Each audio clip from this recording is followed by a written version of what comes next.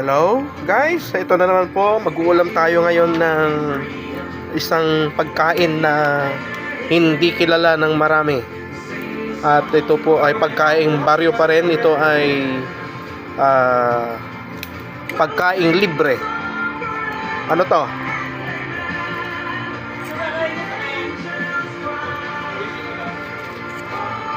Ito po ay tinatawag natin sa Ilocanong tige. Ayan, tige.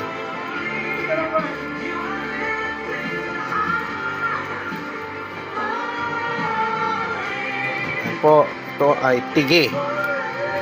Ihaw po natin, gagawin po nating tortang tige.